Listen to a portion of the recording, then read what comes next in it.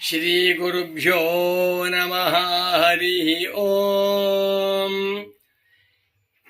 ಶಂಕರಂ ಶಂಕರಾಚಾರ್ಯಂ ಕೇಶವಂ ಬಾದರಾಯಣಂ ಸೂತ್ರಭಾಷ್ಯಕೃತೌ ವಂದೇ ಭಗವಂತೌ ಪುನಃ ಪುನಃ.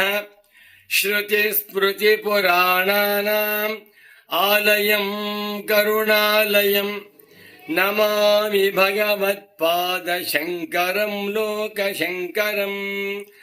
ಭಾರತೀ ಕರುಣಾಪಾತ್ರಂ ಭಾರತೀ ಪದಭೂಷಣಂ ಭಾರತೀ ಪದಮಾರೂಢಂ ಭಾರತೀ ತೀರ್ಥಮಾಶ್ರಯೇ.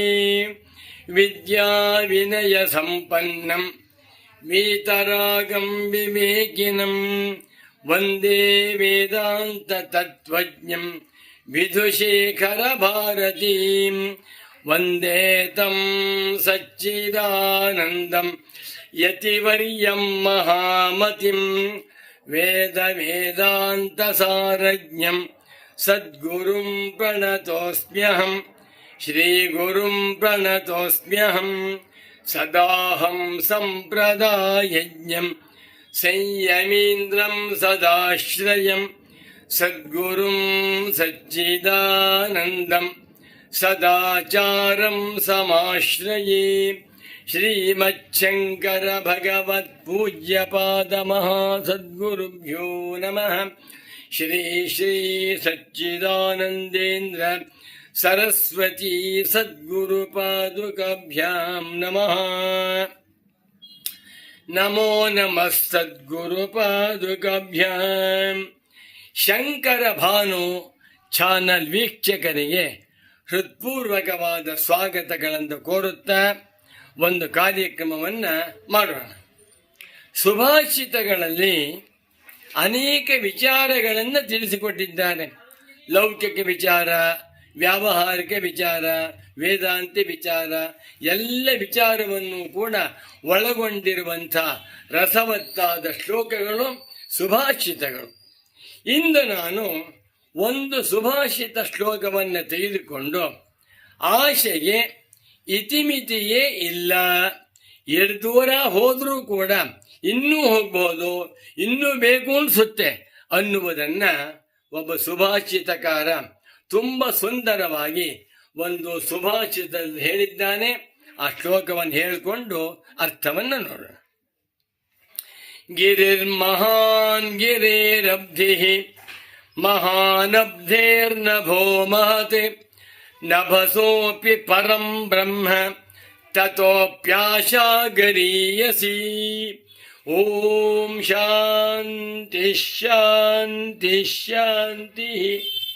ಮತ್ತೊಮ್ಮೆ ಶ್ಲೋಕವನ್ನು ಹೇಳ್ತೇನೆ, ಗಟ್ಟಿ ಮಾಡ್ಕೊಂಡ್ಬಿಡಿ ತಾವು. ಗಿರಿರ್ಮಹಾನ್ ಗಿರೇರಬ್ಧಿ ಮಹಾನಬ್ಧೇ ನಭೋ ಮಹತೆ ನಭಸೋಪಿ ಪರಂ ಬ್ರಹ್ಮ ತತೋಪ್ಯಾಶಾ ಗರೀಯಸಿ.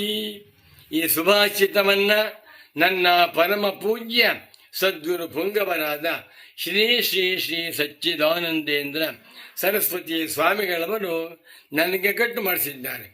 ಪದಚ್ಛೇದವನ್ನು ಮಾಡ್ತೇನೆ ಶ್ಲೋಕಕ್ಕೆ. ಗಿರಿಹಿ ಮಹಾನ್ ಗಿರೇಃ ಅಬ್ಧಿಃ ಮಹಾನ್ ಅಬ್ಧೇಃ ನಭಃ ಮಹತಿ ನಭಸಃ ಅಪಿ. ಹತ್ತಾಯಿತು.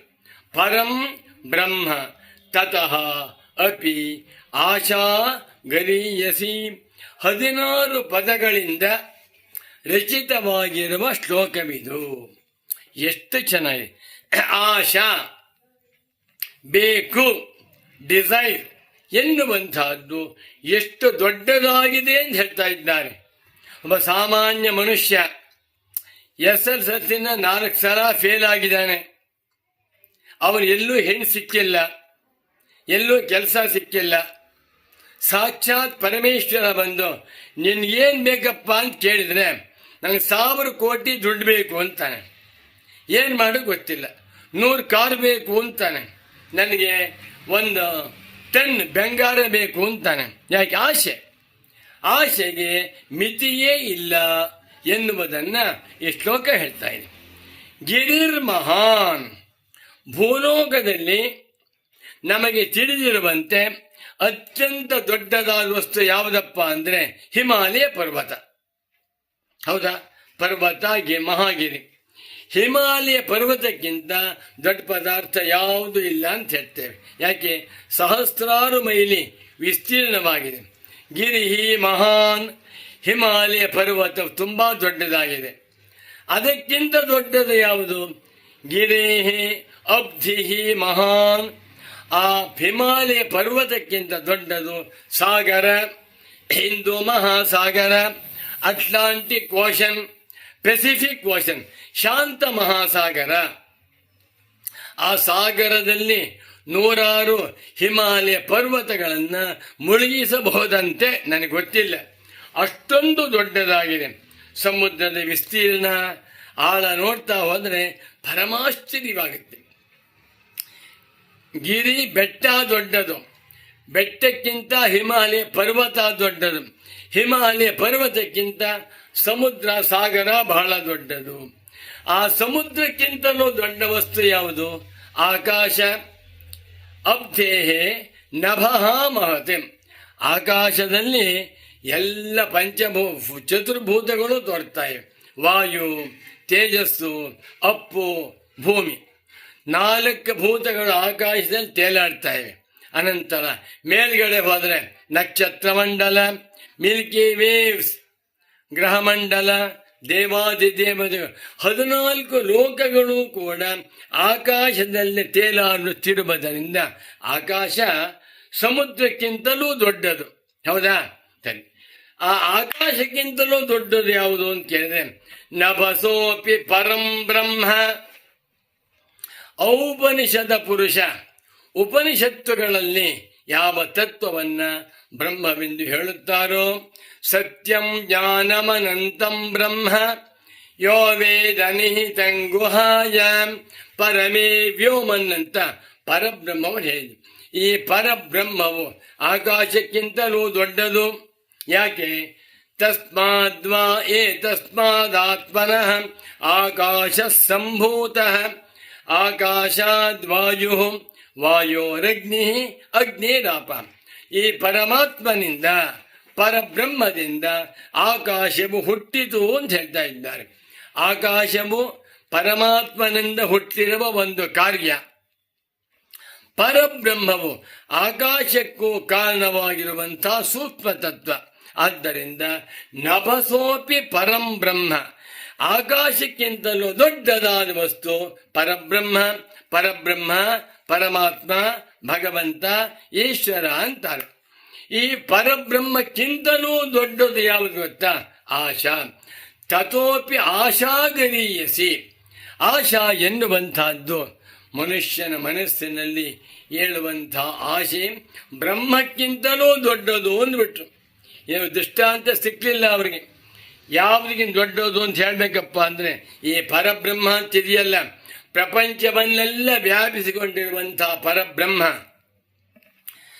ಪರಬ್ರಹ್ಮವನ್ನು ಕುರಿತು ಮುಂಡಕೋಪನಿಷತ್ತು ಹೇಳ್ತಾ ಇದೆ. ಬ್ರಹ್ಮೈವೇದಮೃತಂ ಪುರಸ್ತಾತ್ ಬ್ರಹ್ಮ ಪಶ್ಚಾತ್ ಬ್ರಹ್ಮ ದಕ್ಷಿಣತಶ್ಚೋತ್ತರೇಣ ಅಧಶ್ಚೋರ್ಧ್ವಂಚ ಪ್ರಸೃತಂ ಬ್ರಹ್ಮೈವೇದಂ ವಿಶ್ವಮಿದಂ ವರಿಷ್ಠಂ. ಬ್ರಹ್ಮವು ಮೇಲುಗಡೆ ಇದೆ, ಕೆಳಗಡೆ ಇದೆ, ಬಲಗಡೆ ಇದೆ, ಎಡಗಡೆ ಇದೆ, ಒಳಗಡೆ ಇದೆ, ಹೊರಗಡೆ ಇದೆ. ಎಲ್ಲ ಕಡೆಗಳಲ್ಲೂ ತುಂಬಿ ತುಂಬಿ ತುಡುಕಾಡ್ತ ಬ್ರಹ್ಮ. ಪರಬ್ರಹ್ಮವು ಅತ್ಯಂತ ಬೃಹತ್ತಮವಾದ ವಸ್ತು. ಆದ್ದರಿಂದಲೇ ಭೂಮ ಅಂತ ಹೆಸರು.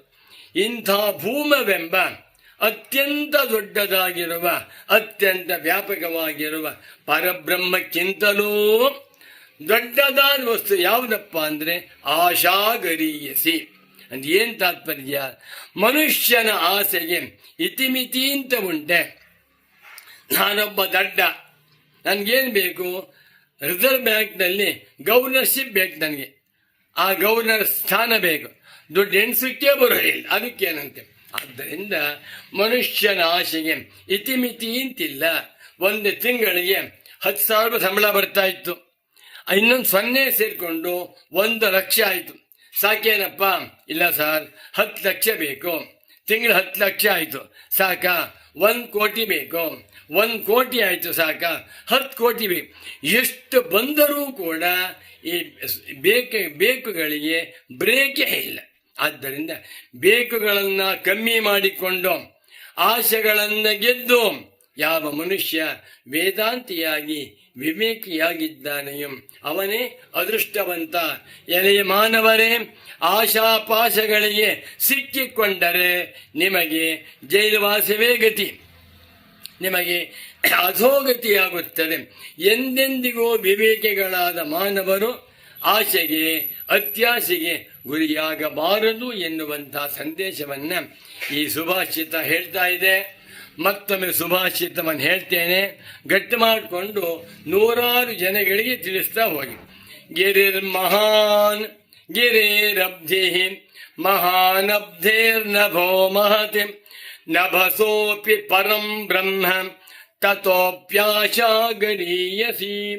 ನಮೋ ನಮಃ ಸದ್ಗುರು ಪಾದುಕಾಭ್ಯಾಂ. ಓಂ ಶಾಂತಿ ಶಾಂತಿ ಶಾಂತಿ.